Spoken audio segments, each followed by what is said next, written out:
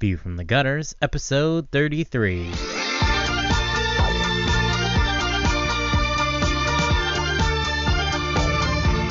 Welcome to View from the Gutters, the comic book podcast where each episode we discuss a collected edition, trade paperback, or graphic novel, and then recommend and vote on the book for the next episode. Warning: the discussion portion of this show has massive spoilers for that book. On this episode, we discuss the Ballad of Beta Ray Bill, and to skip ahead to the recommendation section, skip to 5536. We're recording now, though. Yeah, Okay. always Alright. push record. Well, it was you guys were dicking around playing phone When games. is I my didn't know. next opportunity to call Toby my little dancing monkey? I don't know, but nobody wants I'm to sure know that what you'll that think was of one referenced. where you can kind of shoehorn it in there and it won't work as well. Yeah. I'm just not gonna do it. I'm Yeah, gonna let that's- the remark lie with the respect and dignity it deserves and move on. That's probably smarter. No, you're not. No, I will. I don't think you guys understand that I've turned over a new leaf.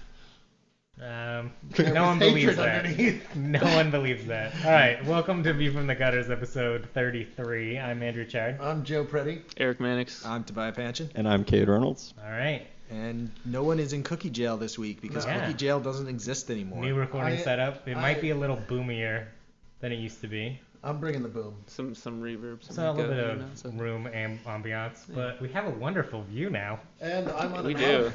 Yeah, actually, it's an incredible view It of is. Puget Sound. It's It much is. better than the garage we used to record in.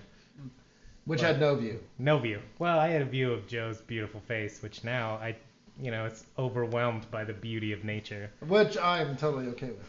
I mean, and no cookie jail, which No, I'm eternally okay with. We'll have to devise some method of restraining Joe. Yeah, we'll I figure can it no out. longer be kept from the cookies. It's also brighter in here, which feels weird when you're talking about comic books. And Also it- recorded during the daytime. It is so that's- daytime, yeah. so none of us are drunk. It's Yes. brighter, it's Yes. Yeah. airier, Yeah. it's missing that kind of low light nerd funk. It doesn't and- feel like we're in my parents' basement. No. Yeah, which is a little odd. I did just drink like 3 cups of coffee though, so I'm ready to go. Yeah. Yeah, yes. All right, well, Right let's there, get too. into it. All right, this week we talked about The Ballad of Beta Ray Bill, which is Which is, now well, I actually pitched it. it as the Ballad of Beta Ray Bill. You can't actually buy that as a trade anymore. Right. You can either get the Walt Simonson Omnibus or you can get Thor Visionaries Volume 1. Walt Simonson. Walt Simonson. And it is And issues. there also is, there also, a couple of years ago, I found it on Amazon, there was actually, it was just called Simonson's Thor, Volume 1. Oh, nice. Yeah, they're starting to collect it, and they're starting to break up the That's the one. omnibus and Yeah. break it down into like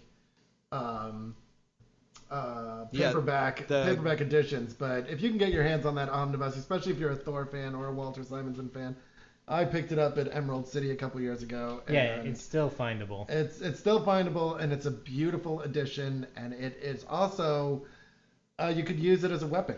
It is For those of you who It's- don't have the spy cam feed, Eric held up The Mighty Thor by Walt Simonson. Yeah. Yeah. The current volume with the recolored pages from the new. Oh shit, was it omnibus edition. recolored? Yeah, I gotta see this. Yeah, Which check this is out. one of the nice things about Nice thick omnibus. pages, like nice, yeah. Because a lot. Nope, they ruined it.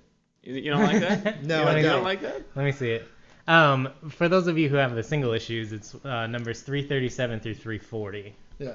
And this edition is through 345. You know, it doesn't. And the copy that I have, the sky is yellow. Yeah, it's not. Oh. It's not ruined. It's just different. It is different. It's And the called thing is- but color the- correction. Actually, one of the first things I was going to talk about was reading through this. I love the old school feel with all the random weird shit. Like when Donald Blake is walking through the park, the sky is yellow. Why is Yeah. it yellow? Because it was a 4-color printing process. Right. But it gives it a certain look that's just weird that I Yeah. like. I do love the vintagey feel of it, but Part of the charm. I love seeing some of the scenes in here that I'm just flipping through. There's the fight scene on the planet that Thor and Beta Ray Bill are having, and I find it to be like much more epic in this version because there's the lava and just the there's warm. Huge numbers of panels in the version that I have where it's just a white background. The copy that Cade's holding up is the original coloring. Okay, that is the Thor Visionaries one.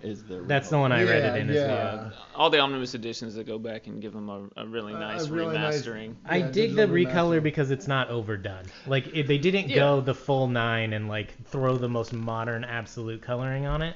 And I definitely, while there's definitely a part of me that appreciates that original four color kind of limitations because of what it forced artists to do, I don't necessarily think it's a matter of better. I guess I have a very emotional attachment to this series because this is right when I started reading my older brother's comics before I really was able to read. Mm-hmm. And so I was flipping through the pages and looking at the artwork for these comics when I was like 3 years old. Yeah. And so I have that really strong emotional nostalgic attachment to the way that they used to do comics with all of the like the halftone color printing where there's all the little dots. Yeah. I find that it's so nostalgic for me to go back and read the older books, even though I was never reading them as they were coming out. But when I was a kid, we had a great comic book store that I would go buy back issues from, and this is what they looked like. Yeah. And I loved that. And there was just something so different about that as opposed to 90s comics at the time. Like it felt different and fresh, even though it was older, which is kind of a weird thing. But I love the old coloring. I think it's fun, but I do respect the new coloring. And the whole time I was reading it, I just kept thinking about like what would it look like if it was colored now. Well, yeah, and I think there's something to be said for when they did the Sandman, the Absolute Sandman, Jill Thompson lobbied really hard to let them redo her pencils because she was really young when she did them the first time, and they didn't let anybody else redo them, but they let her redo her pencils. At least that's my understanding of the situation. I think that a lot of the reason it has that kind of vintage look is because they didn't have access to the same kind of technology they do now. So I don't necessarily think, while I appreciate the original, and I definitely have works that I feel that way about, I don't necessarily think that most readers are going to feel like that, especially if you're looking to get into Thor and you... Yeah, I mean, as somebody new coming into it now, having never seen it before, it's not really going to be a detriment. But to a certain extent, I feel like there's an obligation to keep things the way they were at the time. I mean, it's like recoloring movies. Yeah, it's like recoloring movies, or it's like the new Star Treks that they've done where they've like redone some of the special effects. Or the new Star Wars movies where they the special editions where they redid everything. Like I think that there's a certain level of obligation to keep things the way they were, when they were originally produced, not because it's necessarily truer to the artist's vision, but because it reflects what the state of the art was like at the time that it was created. I think there's a place for both because I absolutely like they aren't going back and like burning your copies of the book. Yeah. Like it's great that we have these two copies to compare, and we can like, as someone who was kind of an aspiring colorist at some time, it's great for me to look at these, like the difference between the two, and see like how does one artist interpret the pencil art with limited techniques and how does another interpret it with like unlimited techniques, and like look at the difference in art style there.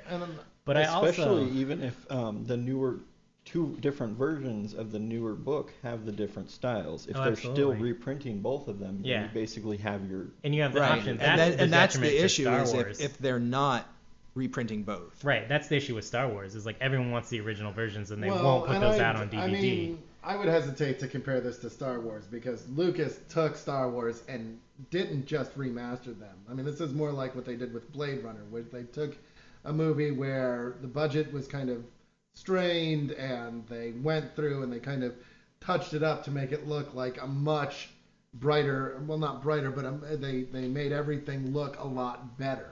Yeah. Now, is that true to Ridley Scott's original vision? I don't know. I'll tell you, he was involved in the remastering of it. As I know that Simonson and what's his face, who was doing the coloring? George Rousseau. I'm almost positive both Rousseau's involved in the recoloring of this. So I'd say it's more like that. They didn't come through and like add things that weren't there before. They didn't change dialogue. They didn't change anything about the basic story. They just kind of allowed them access to newer tools. Well, and even though Lucas did change some story elements, like Greedo shooting first and stuff, there's still like glaring inaccuracies of like going from 1970s practical effects to absolutely. In the next scene the Land Crew speeder is like flying around through the city where there's all these weird CG robots that look shitty now because the CG has not aged as well as the practical effects. And the fact that you cannot get the original version on DVD, that's the big difference. And like they did with The Killing Joke, though, you can't get the old version anymore. Yeah, and I think that's when it's a problem, because I feel like The Killing Joke... Yeah, and I like the original color on The Killing Joke as well. I do, too. And I think it was actually better coloring than what's in Thor, because Thor is really limited by that 4-color process, and there's like the yellow skies there for a reason. The Killing Joke was a prestige edition, so it would have had a little bit... but it was...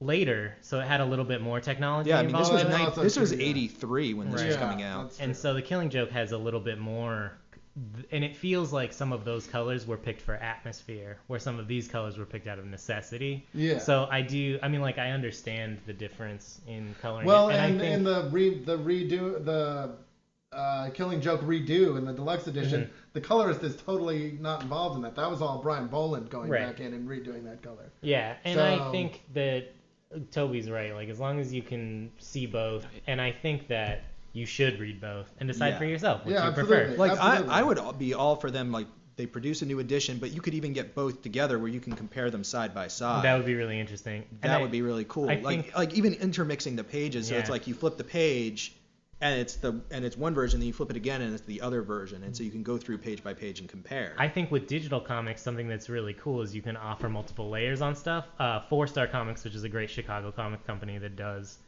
digital comics, one of the things that they're really well known for is you can remove layers of the art as you're reading it. So you can, as you're reading the book, you can take the letters out. That's really You can cool. take the colors out. You can take the inks out and get all the way down to the pencils and look at like Mike Norton or someone who's really great doing what they're doing right now. Look at their pencils. And as there are a bunch of artists who are working on that book that really appreciate that, because now you can see their work unfiltered by other artists. And as an artist, like looking at those, you can really learn a lot. From, Not just as an artist, historically speaking, I don't remember exactly, but I've heard about like them doing scans of old paintings and finding other paintings underneath them or different versions of paintings. Absolutely. And I think it's really great that you can that they're doing it in that way where you can tunnel down and look at like, how did the pencilist originally intend it versus what it ended up with the inked art. Yeah, and so that's I really think great. A Marvel digital edition of this where you could choose what coloring you wanted would be really fun. You could go all the way down to Walt Simonson's pencils because they have that edition you can buy in print now. Well, there's absolutely a market for that. I mean, when you look at the IDW artist editions that are coming out, I know we've talked in the past about Kirby's pencils and how amazing they were before being inked.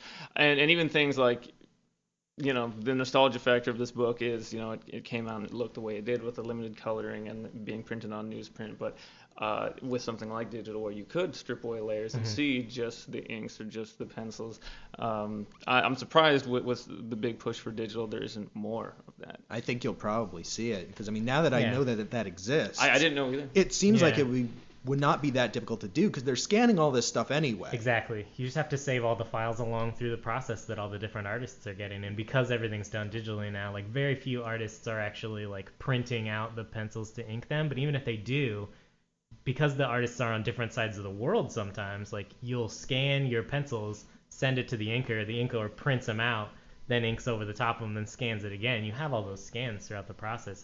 It seems easy to collect those. The only problem is, as a digital thing, it's easy to print, too. Right. Yeah. They're in a different file format than CBR files because CBR files are like... It's just basically a bundle of JPEGs. Right. And these are more complicated than that. So that is the only limitation is they're slightly larger. Yeah, but that's not going to be a huge limitation considering that the way that computer technology advances. And storage on computer devices is like cheaper every year. I think that that's something we'll definitely see in the future of digital comics. Yeah, and not everybody has to get that. I mean... Some people want to get a 500 megabyte FLAC file of that album because it's completely lossless. Most people are going to go with the 50 megabyte MP3 because they don't care that it doesn't sound quite as awesome. And the variety, like digital offers that variety, because even right now Marvel's struggling to print like the direct edition and the library edition of their like Marvel what are they, like the Marvel Presents, they're like those black hardcovers, and like Weapon X was one, and, right, no, and I know you know what I'm talking about. And so the library copy has the numbers on them and the other one doesn't. But they're two printings of the same hardcover, and they just have different covers, and it's like that's the cost is now higher for print because you have two copies, but for digital that cost is like not as big of an increase to print, to digitally distribute two different versions as opposed to printing two completely different versions, and figuring out like how many of one are some people going to want and who wants more of the other, like is complicated physically, but digitally it doesn't matter. You're not producing physical copies. Yeah, and just charge $1 more or whatever you need to do to make up that cost, so then people can still get their MP3 style version. That's just the bare bones, whatever, just a nice HD scan, but that's it. And then you get the deluxe model. Another thing, like they're pushing like the AR now, especially Marvel, where they'll have these little codes and you can scan. I don't really use it, but a lot of my books seem to have it where it's like it's an app thing where you can scan, basically the physical copy of your book, and it'll give you kind of director's commentary and things like that. Yeah, which I noticed the AR on a lot of pages as I'm reading, and it's a little bit like off-putting because I'm like, there's a big AR in the middle of a panel that I. And I don't like that it's there taking up the art, but it would be nice, since we're talking digital and the things that we could go with, have a little like button or something that'll pop up and you're reading your digital edition instead of having to scan your physical book with your iPad or whatever. Just pop it up when it prompts if you want to. You can even turn it off. Those old Blu-rays that used to do that, or pop-up video on VH1. Yeah. Oh god, I used to love that. Yeah. Well, I mean, I think the ideal is you can buy a digital version that has like special features. So I mean, which is like basically what they're doing with things like the Simonson Omnibus and other things, where it's like the reason to buy them is you get not only the story, but you get usually you get like maybe a script of a couple of the issues, and you get unused art and character designs, and you get a bunch of other stuff that kind of gives you a behind the scenes idea. And I mean, how great would it be able to be reading a comic and you push a button and you bring up the script for that page? Yeah, that would be fantastic. I just think that kind of stuff is the But I also think that caters in the same way. I mean, I think that I mean, down the road eventually, even though me and Chard definitely disagree on when digital will become the main means of distribution, which is funny because Mark Waid just bought a comic shop. He bought a couple of them actually. And he's partnering with or something. But I mean, the thing there's two arguments on my side, but I don't want to get into this right now. I don't think comic book stores are gonna die. I just think that the single issue will die.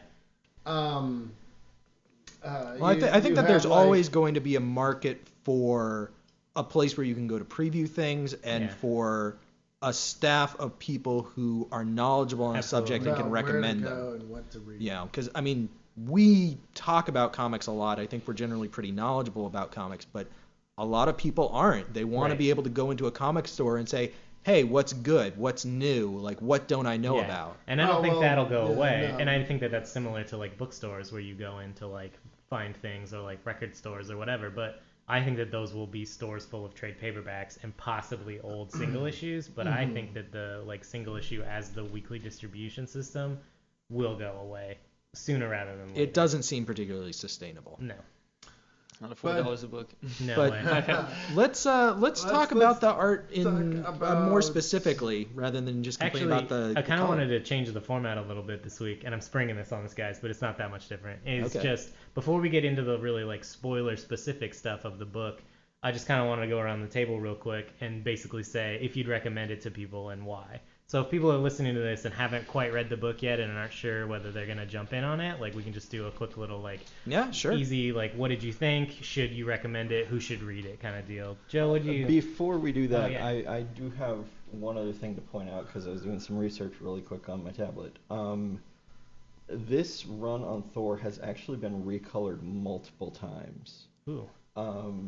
Because it was first recolored for the one that I read, which is the Marvel Visionaries, which is very close to the original coloring, just made brighter. It was the same colors, just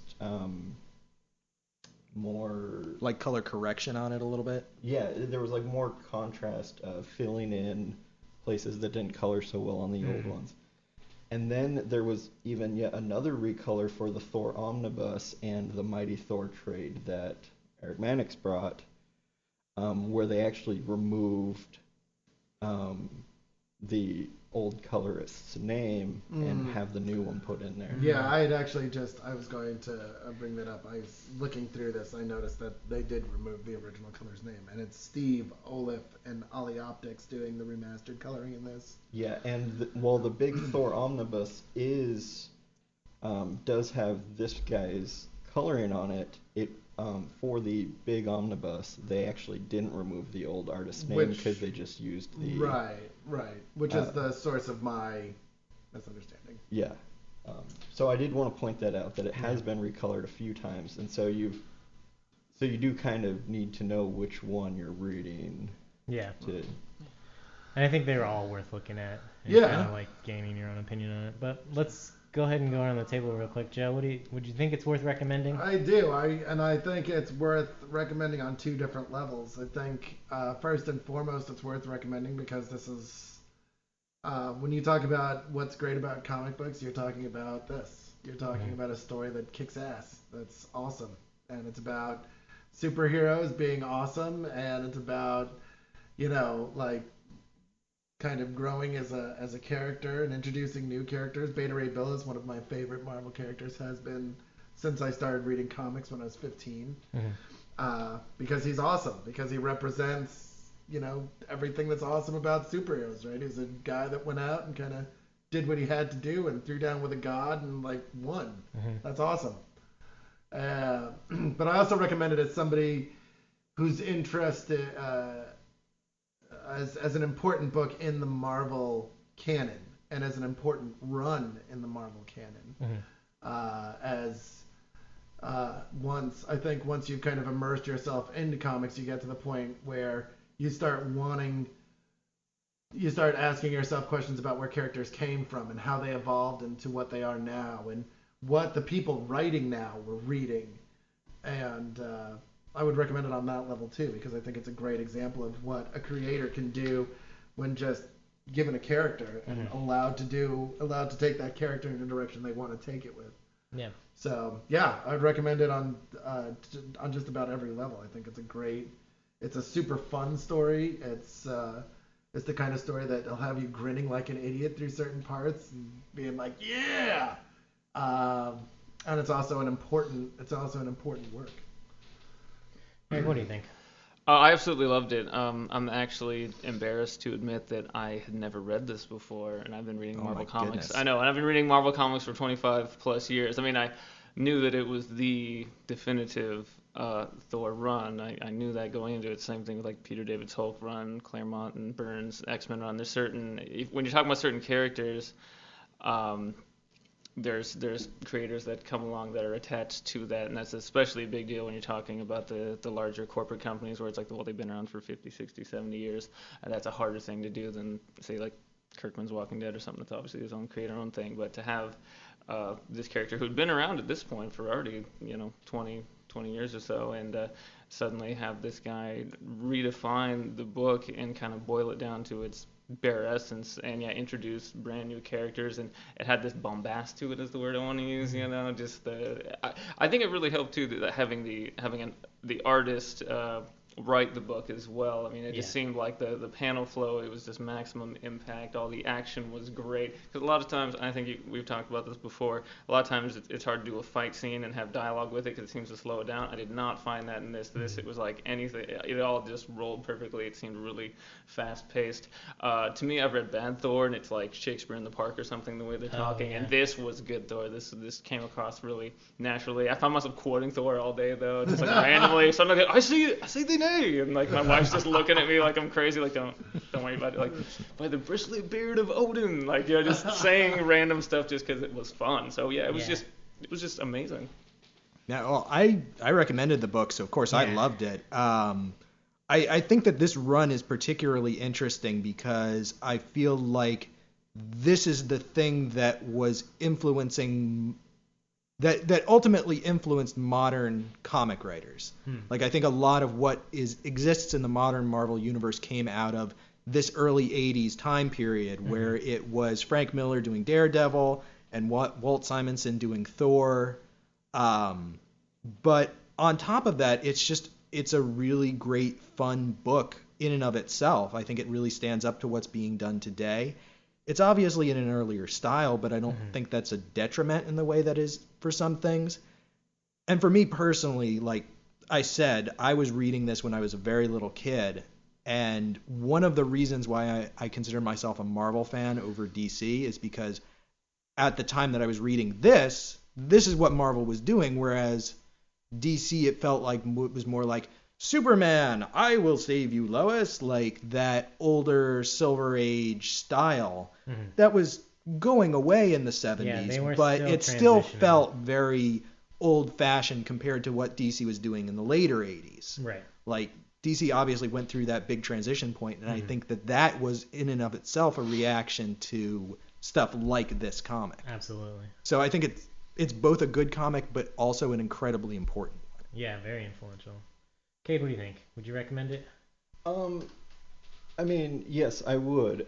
However, so I was thinking when you mentioned would you recommend it to somebody, I started thinking in terms of if I was working at a comic book shop again. And if somebody came in and they were interested in Thor because of, the new movie coming out, or they just saw the old one and the Avengers and they were looking to get into it, I mean, I would recommend Thor God of Thunder first. Yeah.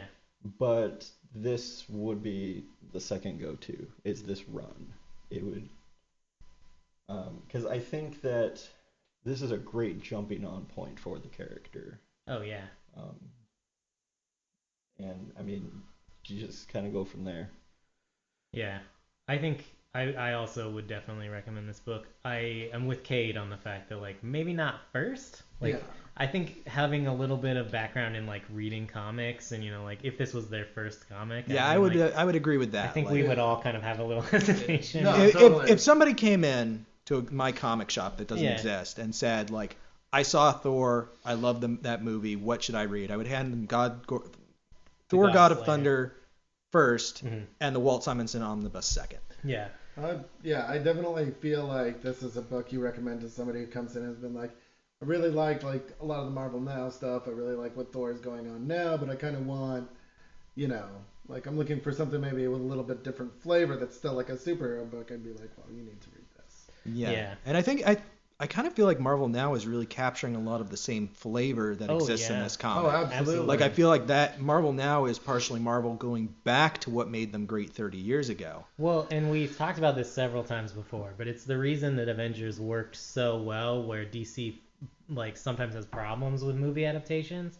is that the Avengers movie was all about unapologetically grabbing onto what makes superheroes cool, not trying to explain why they're in the modern world, and just saying, look at how fucking awesome it is when Hulk punches a giant flying snake monster thing in the face. Isn't that fucking cool? A giant undead alien snake monster that flies. And it's this... But without angst and without trying to make it quote-unquote real and grounding it. It was just... It doesn't matter. It's a giant green monster punching another giant monster, and that's fucking awesome. And that's why we love comic books. And Marvel Now is like that, and this is like that. And I think it really comes down to where DC takes comic book characters and tries to make an action movie with comic characters. And with the new Marvel movies, they're not taking these characters and making action movies. They're making a comic book. Well, and that's different. It's situations that allow people to be super heroic, which is not just like saving a kid from a bus or something like that. And the thing that's great about this is it is the same thing that makes the Avengers great. It's not it's not like, I mean, and I think Brubaker and Bendis had good Daredevil runs, as me and Mannix have talked about before. Kind of this rehashing of what Frank Miller did with the character, which is fine for what it was, but one of the things that makes Mark Waid's run so great is that rather than the situation existing to beat the crap out of Daredevil, the situation exists so that Daredevil can be awesome. Yeah. And that's what's going on here. The situation doesn't exist. Like, this whole thing doesn't exist so that Thor can, like, lose his hammer and spend the rest of the book pondering what it means to be the god of thunder. Mm-hmm. It exists so that Beta Ray Bill can, like, establish himself as a badass. And, like... Well, not just as a badass, but an incredible hero in his own right. Absolutely, yeah, exactly. And that's what it kind of... It's like, this is about being a superhero through and through. And that's what I think is... When you take that away from a superhero character and still try to portray them, you run into problems because the tendency for melodrama balloons just out of control. And I think that although I do have some problems with the book being of an older style, which is why I wouldn't necessarily recommend it right away, I do think that this is such an important book that if you have been reading Marvel for a little while, if you have been reading Thor at all, like, you need to go back and read this book. And take it with a grain of salt that sometimes there's going to be a billion thought balloons that you're like, I don't care. But I would recommend it. And I think now we can kind of like dive into more of the spoiler. Well, that's why you start them with God of Thunder. A lot of kids and even younger adults that I would show them, because I tend to go to the classics myself. But if you show them something like this, even in its recolored form, or like a X-Men Masterworks, a lot of times they'll actually be pretty turned off by it because it looks quote-unquote old. Right. Where if you start them with like a God of Thunder, where it's that beautiful digitally painted Assad Ribic art, and the story itself is just fantastic, you can kind of like, okay, I like Thor now. I've read some stories. I think they're going to be more likely to come into something like the Simonson book with a more open mind at that point. Absolutely. I think you'd appreciate why it's better at that point. Well, not better than God of Thunder, but better than most of the stuff out there. I think if this was your first book, it's almost like listening to the Beatles, like the first thing ever, and it's like it would be cool, but you wouldn't necessarily understand why it's better than everything else. I'm kind of two minds of that, actually, because I think that the instinct to be put off by it initially comes from having read a lot of modern stuff first. Right. And I think if you were somebody who never read comics before, who was coming at this with fresh eyes, it wouldn't necessarily bother you. Yeah. And I wanted to talk briefly about, because I've talked before about the moment at which a comic either sells me or loses me. Yeah. And I feel like this comic opens really strongly with this scene just of a dark figure out in space who's just hammering. And the artwork is just beautiful. And there's this little stained glass looking panel at the bottom with Beta Ray Bill in it. Mm-hmm. And, the second page, the hammer falls and there's just this doom in these big bold letters. Mm-hmm. And I'm like, okay, that's pretty cool. I'm interested. Yeah. I'm going. And you get to the end of the first issue and it's Donald Blake and he's lost the hammer and he's standing there in the fire in the storm with his arms erect, screaming, Father. Yeah. That moment just wins me over. And after that giant fucking page, there's nothing that this book could ask of me that I would not give. Like, I was interested for the entire rest of the story. Those are also kind of a masterclass in like when to use full page spreads, because that father scene isn't anyone punching a guy in the face that could resell for a lot of money at a convention. Like, he used that panel for impact on purpose. Like, that full page spread of Donald Blake yelling father is so important and would be lost in a smaller panel. And like Walter Simonson's art, like, he blows it out of the park is like when to use those giant pages. Because like Toby said, those opening pages and that closing page of that book, of that issue, are super strong. And it's like, when do you use a splash page? Read Walter Simonson, you'll learn that. I think it's very much like, if you're interested in film or you've studied film, you've probably heard a term. It's called subjective sound, and it's a way a director will make a sound more prominent in a film because he wants you to pay attention to it. And largely it's used like with explosions or what have you, when explosions are much, much louder than like normal dialogue or something. But and if you watch the original Get Carter or something, there are certain scenes where like the wind is much louder, or in certain movies you'll like traffic will be much louder because the director wants you to be aware of this thing because either it's important to the scene or it soon will be. Yeah. And I feel that splash pages in comic books are very similar. I think that it's incredibly easy to just do the explosion thing where you're like, you're going to feel this explosion in your chest, and that's fine. It has its place. It has its place. It's great to see a big 2-page spread of Batman jump kicking somebody in the face. Yeah, and in an event book, like, that's awesome. Yeah, like, you're looking for that. Like, really, there's nothing quite so powerful as like that last panel in that first issue where it's like the hopelessness is conveyed completely by the size of the panel. The fact that it takes up the whole page is very, very important, not to the story, but also to what Simonson wants you to pay attention to. He's saying, like, so. And if you want a good example of what Joe's talking about with sound design, there's a great Japanese movie called Rambo Noir, and it's 4 short little stories, each directed by, I believe, a different director. Watch the 4th one. It's called Bugs, I think, or like Insects or something. And the sound design in that short story, it's a Japanese horror movie, so, be aware. But the sound design in that film is one of the best examples of sound design I've ever heard in any film ever. So if you're looking for like a great sound design to like kind of understand what Joe's talking about, and you can stomach some Japanese horror, it's not scary. It's just kind of like gross. It's a little gruesome, and it kind of grates on you. It's really weird, but I love it. Like, go check that out, because it's very similar, I think, into like how do you lead your audience in certain directions, and something we talk about a lot on the show. It's like, how do you get people to focus on the things you want to get, and great artists can do that, and I think Walter Simonson fucking nails it. That actually dovetails back into what I was saying, which is people talk about Kirby and Ditko at Marvel as these 2 incredibly important artists, and I think you can put Walter Simonson up on that list. Absolutely. Like, the things that he does, just the style that he uses is incredible. Yeah. I do feel like sometimes in this there are a few too many panels of tell me, don't show me, because that is the old style of comic. It's old style, and it is also, I think he's working with a page limit, and he packs a shit ton into each issue. Yeah, and that's really why I can excuse it, is because it's like, every once in a while there's like a couple too many panels of him explaining like why shit works in space, or like how the science of this situation works. And I don't care about that at all. I don't need that to be a part of my story. But if you find it interesting, then it's like, that's great. And it allows him to pack a ton. He definitely throws the narration boxes hot and heavy. Yeah. And you'll notice, like, in comics today, like, narration boxes have replaced thought bubbles. Right. And you don't get narration boxes very often. They're 2 totally different things. As a narrator. Mm-hmm.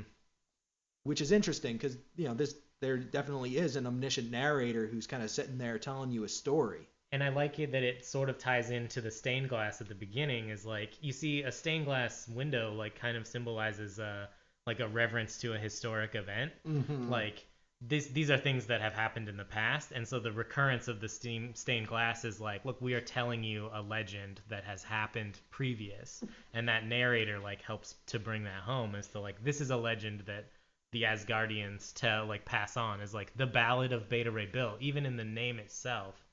That stained glass. And I'm just flipping through the pages, pointing out really great panels. Yeah. Like the one where Thor and Odin are up on the high seat of whatever the hell it was called with Bill, and Bill is telling a flashback about his history, and it's just this really cool panel where it's almost like a thought bubble has exploded over half the panel, and rather than having text in it, it's filled in with Bill's memories. Yeah. And it's just a really interesting visual device to kind of go into the flashback. Absolutely. Another thing I actually wanted to mention was on that same page, there is the scene where the Thor turns into Loki, and you find out that it was Loki pretending to be Thor. Mm-hmm. And I felt that the transformation was very well done. Mm-hmm. Yeah. It does not look as tacky as like the transformations they do in newer comics, where you don't, you can tell they're transforming, but you don't see details moving around. And in this, you really do. It's like, you look at that and it's like, oh, wow, you can actually see the different shapes moving together. Right. And becoming different shapes. And speaking of that Loki story, that almost subplot, like, that's another thing I love that Simonson's doing in this book, is there are 5, 6, 7 things happening in each issue, that it's like, he's not only like feeding you these little nuggets of what he's going to do in the future, but he's resolving certain plots and coming up with whole new subplots, and there's like, that's what allows him. Yeah. That's what allows him to just like create a huge tapestry of books. And after reading this these issues, I'm definitely going to continue to read the rest of the issues now. There's the whole Loki subplot. There's the mysterious figure at the beginning who keeps showing up in every issue, but that story doesn't get resolved until later. Right, and Sif. There's the thing going on with Agnar and Balder. Like, there's lots of side plots that are going on at the same time. And it's great. As I have the omnibus, so I've read further than this, probably the next 2 or 3 arcs. And Simonson knew what he was doing. He knew exactly what he wanted to do with this. And there's really very little stuttering in between. I never really feel that there's any filler. I always feel like he knows exactly where he's taking it next. And I like that he kind of, there's definitely in further storylines, you know, Odin sends Thor back to Earth as Thor, not as Donald Blake. And they're basically like, well, how, you know, people are going to recognize me, and basically Thor just puts on a pair of glasses. and there's some really great, there's definitely a panel or two where some guy with like, you know, black hair with the little curl and the glasses like walks past him and is like, was that? No, it couldn't be. Well, he full on knocks him over. Yeah. And then Lois Lane is obviously standing there, and she even calls him Clark, and like, are you okay? And he has that great like, is he? No. So there's a really great kind of. That's actually one of the things that I really kind of like. I mean, we complain a lot about how nothing ever really changes in comics, and that comes out of the serial nature of the stories. Yeah. And the way that comic stories are told these days, like they're writing for the trade. They're writing a 6-issue or a 12-issue arc. Right. And the story is completely contained in that arc, and then you move on to the next arc.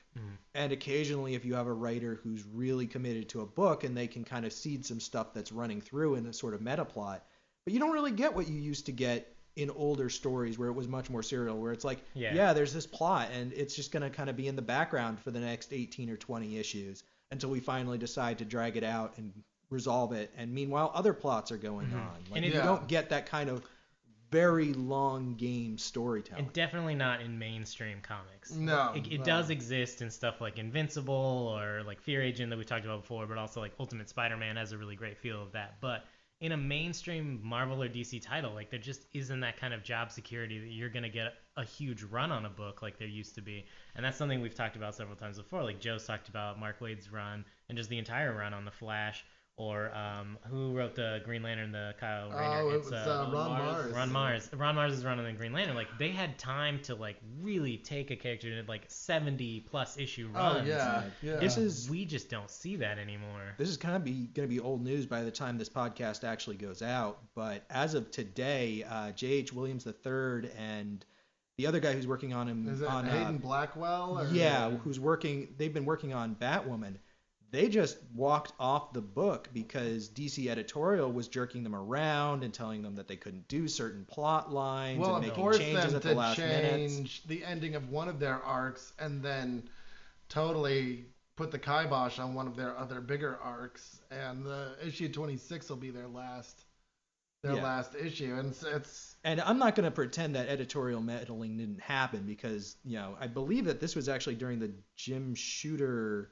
Mark Grunwald era at Marvel. Yeah, but I'm pretty sure the funny thing about this is I'm pretty sure DiDio was there. He thanks DiDio in the omnibus, right? Which I think is hilarious. You know, there's always been editorial meddling. The editor has always told writers and artists like, you can do this, you can't do this. Right. But it really feels like one of the problems at DC right now is that they have the writers on way too short of a leash. Yeah, absolutely. And that they're jerking them around way too much. Well, they're these huge corporations, and they have a hard time adapting to things changing quickly. And one thing that they are not willing to do is like try new things and take risks. Yeah, and I actually like my hats off to DC. The only thing I can congratulate them on with the New 52 is trying something as bold and new as the New 52. Yes, they fucked up every single aspect of it, but to have the balls to be like a complete universe reboot, which is something that I was asking for during Infinite Crisis, was like, look, if you do a reboot every 20 years like you did with Crisis on Infinite Earths, like you're doing like what it seemed like Infinite Crisis was going to do, and then they chickened out and backed out of it during Infinite Crisis. like, I have nothing but respect for DC for taking chances because it's something that a lot of companies won't do. Unfortunately, DC editorial right now is the absolute most wrong. If I could pick a dream team of editors to fuck a book up, a nightmare team. I couldn't pick a better team to fuck your entire company over than the team that's there right now. Yeah. Well, so even the New 52, I mean, wasn't a hard reboot either. Exactly. Right. Like, well, like, and a lot of it goes back to editorial, because when the new Batman books started, they were basically, you'd have guys like Snyder who are great writers, one of the only ones they have left that is any good, saying like, Batman actually didn't change that much. We've kind of compressed his timeline, so people were pissed off that suddenly like someone like Stephanie Brown, aka spoiler, aka Robin, just didn't exist anymore, so was never a Robin. And Dick Grayson, who was Robin forever, pre-crisis, was suddenly Robin for like a year, and like that's like, wow, Dick Grayson's like the best one, regardless of which one your favorite is. He's at least the first one, and he's still technically the first Robin, but for like a year, really? Yeah. And like, how do you have like 4 Robins? We were talking about this. Is like he has like 4 Robins in 5 years. Yeah, and two of them have died. Now, so he doesn't. So like he has a shit track record. He somehow found time within that 5 years to build up a rivalry with the League of Assassins, then have a baby with the daughter of their founder and have him be 10 years old. Yeah. So like, I mean, my biggest issue is that. So after Jason Todd died, for a long time, Batman was like, I'm not going to have a Robin because I can't risk this happening again. Like, it was a very big deal. And that Tim Drake story, when Tim Drake actually became Robin. What it was called, Lonely Place of Dying. Lonely Place of Dying is a great story. And now it's like, what? So he was in mourning for Jason Todd for like a month? Well, Jason Todd was only Robin for like 3 weeks. Yeah. In the New 52. 3 weeks. It's just stupid. So, and again, like all the Green Lantern lore falls over. So it's like, again, like the balls for making a big change. But again, they didn't have big enough. They hedged their bets. They didn't have big enough balls to go all the way. But now they're doing things like Year Zero with Batman, where because when the New 52 started, they were still saying that Miller's Year One was still in canon, even though there's no way it could have been. Right. There's no way it could have been because Batman, by that standard, was at least 35 or 40 at that point. In the book, because you had the little. Gordon's kid. What's his kid's name? The little baby, James Gordon Jr. James Gordon Jr. And he rescues him at the end of that. You see him in Black Mirror, and he's like at least 19 or 20, at least, if not older. And that's Batman starting out to do the math on that. And James Gordon Jr. is still around. I think he's only been in Batgirl in the New 52, but that story clearly didn't happen, or at least it didn't happen in the same way. So now they're doing Year Zero to try to like reconcile things. I actually feel bad for Snyder because he's got a love and respect for Batman that apparently and people go their whole lives wanting to write Batman, and he's now got that opportunity to do it, and unfortunately it's at like the worst hardest time to be writing Batman. Because I think Court of Owls it's amazing. Fucking good. His run has been amazing. Really good. It's a bright shining beacon in a sea of shit. His run is fantastic. So did we want to say anything else about Thor? Read it. I think we all say read it, and although it has like, I did want to talk about Beta Ray Bill. Yeah. Can we talk about? I mean, we don't. I don't want to go on forever about it, but one thing that I did really enjoy about this is there's a great lesson in when you're writing and introducing a new character, and they do it in Venture Brothers, and they talk about it on the commentary. It's a funny thing to like go back to a comedy show, joking, but to like learn writing lessons from that show is kind of funny maybe. But they're smart writers. Yeah. And one thing that they mention is at the beginning of season 3 when they're trying to pump up, or season 2 when they're trying to pump up Phantom Limb, the way that they do it is they have him team up with Brock Sampson, and at the end of that issue or episode, essentially have Brock Sampson, who is their coolest, most badass killing machine, say, "Hey, you're all right. Like you can kind of keep up with me." And in this book, you take like one of Marvel's hardest hitting, big name, giant, like hammer swinging motherfuckers, and you have Beta Ray Bill fight and beat him. Yes. Like, you're building up a power there that is like, okay, this guy's pretty cool. And to have Odin be like, I respect you enough. And that's the whole thing. Like, Beta Ray Bill beat Thor before he even got the power from the hammer, which he gets at the end of the series. Like, or I guess in the middle of the series. Odin makes him his own hammer. But Thor also lost the power of his hammer when Beta Ray Bill took it away from him. So there's like a trade there. He gains the hammer, then Odin makes them fight. But the great thing about it is that it's not just a contest of. It's not just a physical contest, right? Like Beta Ray Bill shows that he doesn't just have the physical. Yeah, like, he's a strength. hero. Yeah. He's got heart. He's got he like heart Thor. for days. Yeah, he could have left him to die, and Yeah. it was supposed to be a challenge. And Of even the though death. he's supposed to be saving his people, and really, if he had been a lesser hero, he would have sacrificed for the greater good. But he didn't do that because he couldn't do that Well, and that's morally. the thing, like the Captain Kirk syndrome, where it's like you have to choose one to choose the other, and Kirk basically says like, no, fuck you, I want both, and that's what Beta Ray Bill does in this. Is like, look, if I let Thor die, I get the power to save my people. But I can't let Thor die, so I'm going to do both. And he does, and that's what makes him super heroic, is like, you've set up a great situation there. And the whole team up after that of Thor and Beta Ray Bill going to fucking kick ass. It's awesome. But maybe even overshadowed by the fact that Sif is such a fucking badass in this story that she fights a giant dwarf and like kicks the shit out of him and is like amazing. Female characters done right. Look at Sif in this book. Oh, absolutely. Awesome. People disenfranchised with New 52, Catwoman, whatever. You want a badass woman who has her clothes on and can fuck some shit up? Read Sif. Reminds me of Big I Barda. think this is. I think right? I mentioned it when I pitched it last episode, but after Kieran Gillian leaves Journey into Mystery, which was all the Kid Loki stuff, another creative team whose name escapes me at the moment took over. Catherine Immonen and Valerio Sheedy, I think.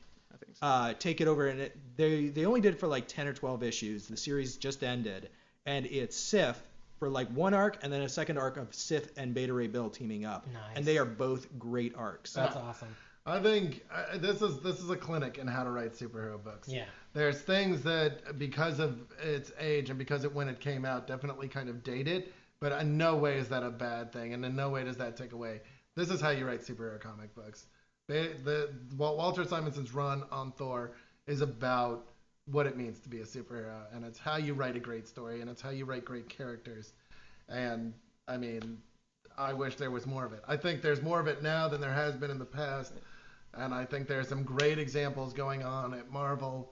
I wish there were more great examples going on at DC, but I realize used to be some good ones. there are. And I realized something else and I was talking to Kate about this last night. If you're looking for those DC characters you love, there's this great little webcomic called JL8 by Yale Stewart, and I think it's like Justice League Babies. Yeah. And it's excellent. And he captures that feel. So if you're missing those Justice League characters that you love, go read JL8 because it's amazing. Yeah, if you like Tiny Titans. Yeah. It's like the adults of the DC universe instead of just the teen characters of the DC universe as little kids. It's like the adult characters as little kids. Yeah, JL8. excellent. It's really good. I have one more thing. It's not in the Ballad of Better Aid. It's a couple issues later, but it's in the new.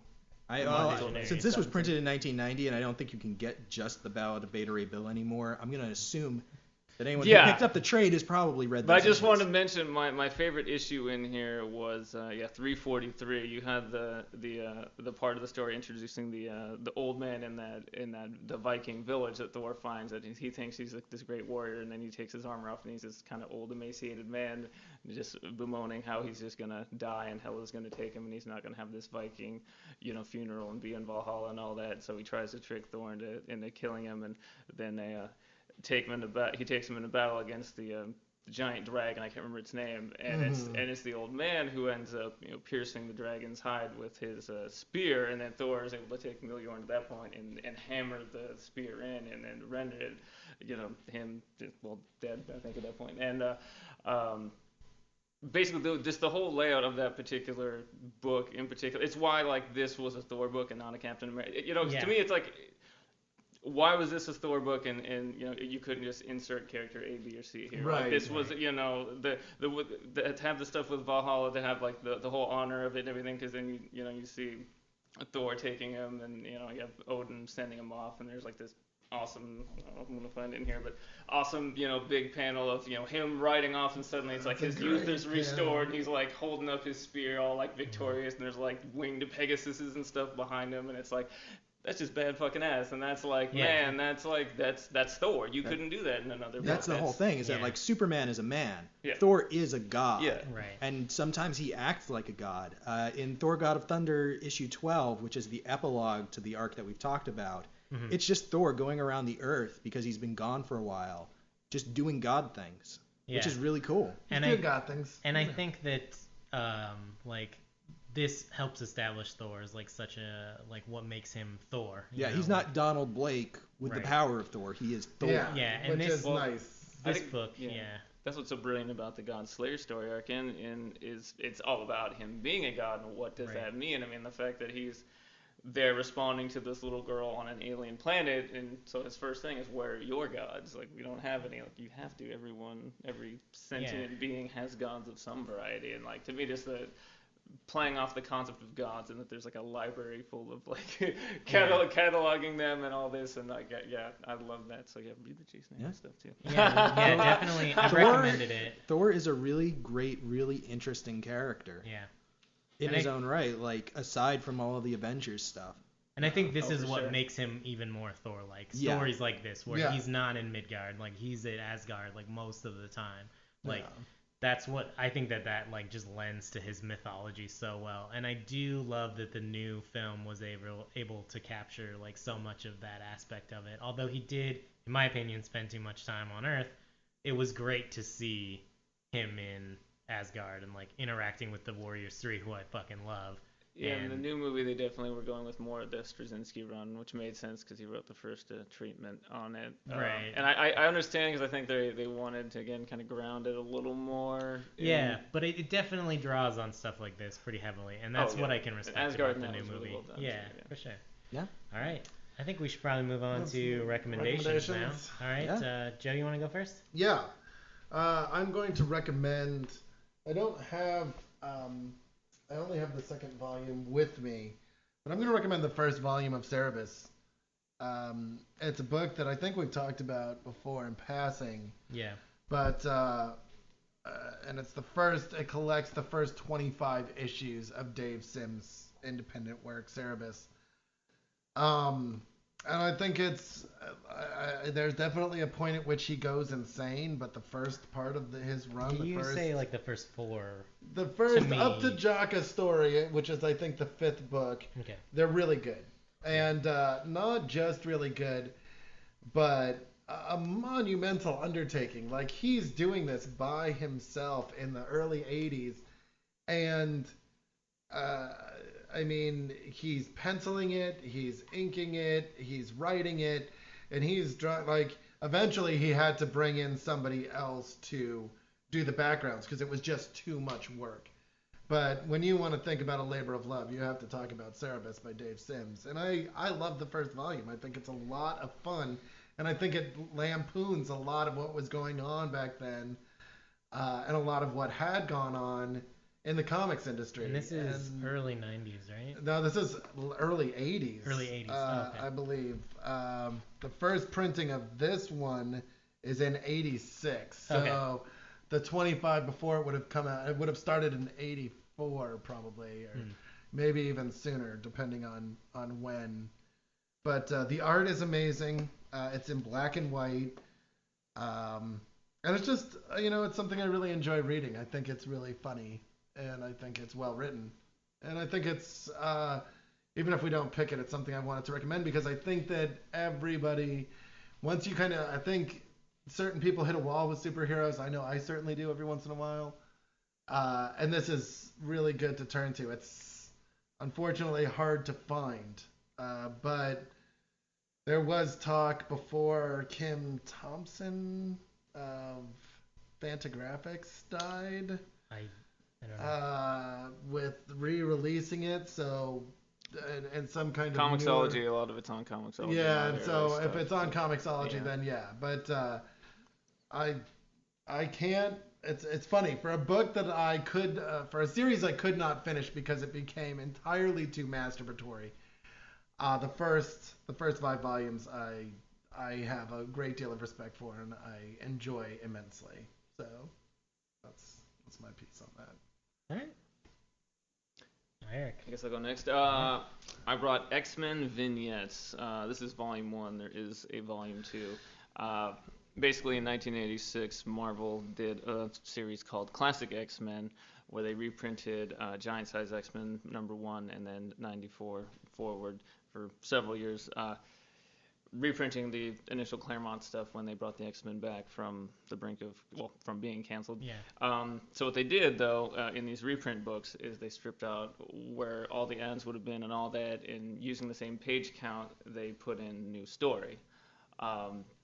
In the first issue, Giant Size, it's a pretty big issue, so they actually trimmed down Giant Size. But moving forward with 94, it was all just little short stories. And so in the back, you'd have this more, personal, just a smaller story, like Jean Grey and Storm getting to know each other, moving into a new apartment or something, where like the issue itself might have been like them fighting robot doppelgangers of themselves. So like you still have the reprint of the main book, and this is just the backup stories, not the reprints themselves. But these are actually some of my favorite X-Men stories, and I'm a huge X-Men fanatic, so for me that's saying something. These are more like personal stories. They're a lot more emotional, a lot more just character development and growth through these pages than. Do they have as much of the infighting as those old X-Men books used to have, or are they more? They do. Okay. There's definitely it's maybe explained a little better, but there's plenty of drama. It's more like the soap opera side of the X-Men, which they've always had. It's what Marvel was really known for at the time, was like that the characters didn't always get along, unlike in the DC universe at the time, where like superheroes interacted with each other pretty favorably. Yeah, because they didn't have personalities. Some of them did. Okay, chum, whatever you say, pal. Yeah. The classic DC formula of like two superheroes meet, and because they have no conversational skills, they just punch each other for a little while, and then they're like, oh wait, we're both on the same team up time. Like the X-Men book was definitely more about like how the characters interacted, and Fantastic Four as well was definitely about like how the family dynamic. So it's cool to look back. Yeah, and this is especially awesome because at this period of time this was a transition with the original X-Men leaving the book, and they were all replaced with the exception of Cyclops. Who stayed on. So you had Cyclops dealing with, he had just fallen in love with Jean Grey. They just started a relationship. She leaves. Everyone else leaves. And so it's like, can we keep this relationship going? That's part of like, her and Storm becoming friends and things like that. And like, so there's still ties to the old X-Men team. Cause it's like, it's like family in a way. You don't fully leave, but it's more of the emotional reactions to some of these big moments. You have like Wolverine and Jean Grey kind of I think their first kiss is in here, and that's kind of a big deal. It's kind of like there's sexual tension with them for kind of like 30 years, but this was like the first interaction of that. And so some of like those cool relationships, this is either the seeds of that starting or going back and expounding on something that had already happened. Nice. Cool. All right, tell me what you got. So we've done a couple of superhero books in a row, and so I wanted to kind of do a 180 from that. And so I brought The Rabbi's Cat by Yohann Safar. This is a French comic book. It's set in 1920s or 30s Algeria, and it's about this cat that belongs to a rabbi. And in the first couple of pages, the cat eats the rabbi's parrot and thereby gains the power of speech. And the story is told from the cat's perspective as he kind of follows the rabbi and the rabbi's daughter around and has kind of this window into their lives of an outsider.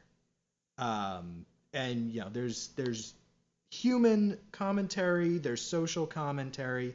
It's a really interesting story. It's done in this really sketchy but very colorful style. Yeah. And it's just something that's really far outside of what I would call the mainstream of American comics, and it's a story that I really like. Nice. So I think it would be interesting to talk about. Yeah, the art looks really interesting. Yeah. Is the whole book laid out in like 6-panel grids on every page? Yeah, basically. Yeah, it's kind of cool to see like an older layout style because sometimes really European too. It can be very powerful. So it's got like looks like a 6-panel grid on almost every page. So very cool. Yeah. Yeah. Check that one out, guys. All right, Cade, what you got for us? I brought a book that is very important to me. This is Matt Fraction's The Invincible Iron Man, The Five Nightmares. All right. That's volume 1 of his run, right? Yes, this is the very beginning of Matt Fraction's run, shortly after Tony Stark, director of S.H.I.E.L.D. kind of thing happened. It was... So is this post-Civil War? Yeah. Yes. Okay. This came out at the same time that the first movie did, so the original trade cover for this one was one of the movie stills. And so it was kind of meant to draw people on as a fresh jumping point for fans of the Iron Man movie.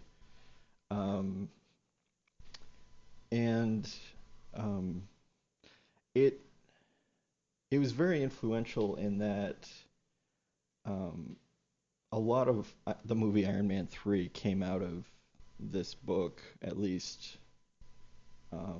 in different ways. Yeah. And Extremis was the comic that the movie was based on, but it definitely drew a lot from like a lot of different iterations of Iron Man, and this is one that it drew pretty heavily on. Yeah. I mean, because Iron Man 3, I mean, the movie starts out, it's like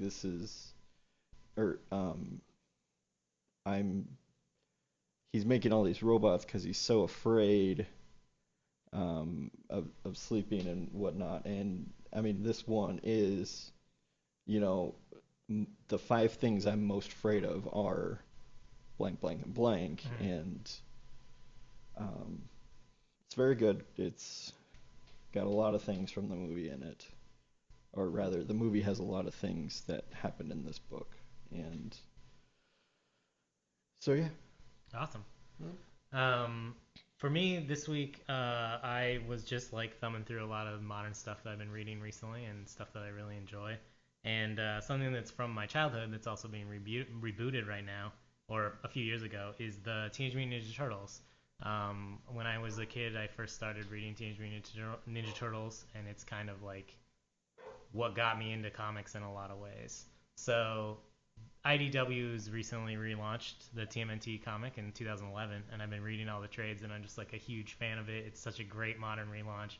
I've heard a lot of good things about it. The story is just like, it's excellent. The art I really enjoy. It starts out with them all having those like red headband kind of a deal.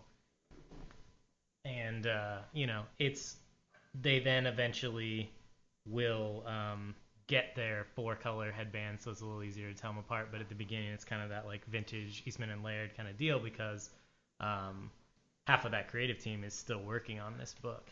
So at the beginning of the story, it introduces a new character and kind of a new origin for the Teenage Mutant Ninja Turtles. It's Old Hob is a giant cat who's the same size as the Turtles, but he was also mutated by the ooze that transformed the Turtles and Splinter and Old Hob. So he's tied into their origin, and so this book kind of reapproaches the TMNT origin.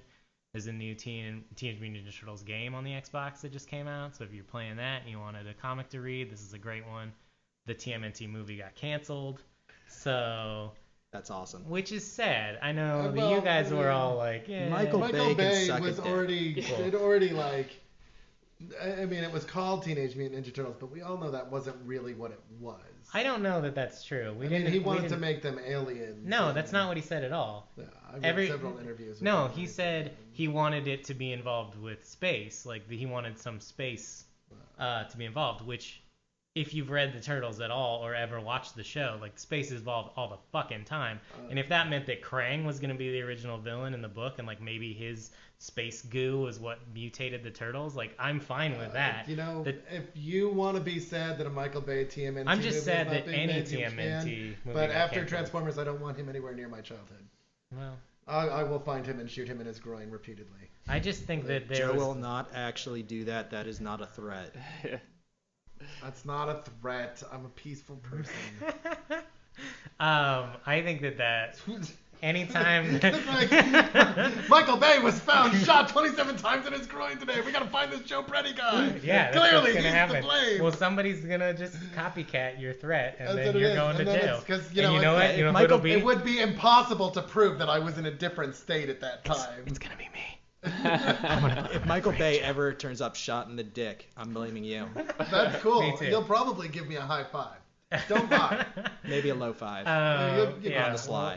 On the sly. We can't be associated with you anymore, I mean, I don't want to take joy out of anybody getting shot in the dick, but you just don't. If somebody shoot deserves to be shot in the dick, you just don't shoot a guy in the dick, Joe. You just don't do it. I don't think there is a dick there. Anyway, I'm just sad that Teenage Mutant Ninja Turtles I think movie the dick got is canceled. the whole body. That could have been interesting.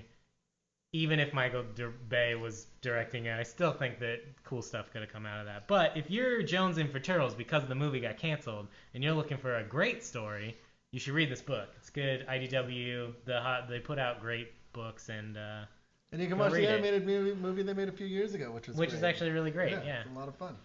Cool. So, yeah, if you're a Teenage Mutant Ninja Turtles fan, you should definitely be reading this.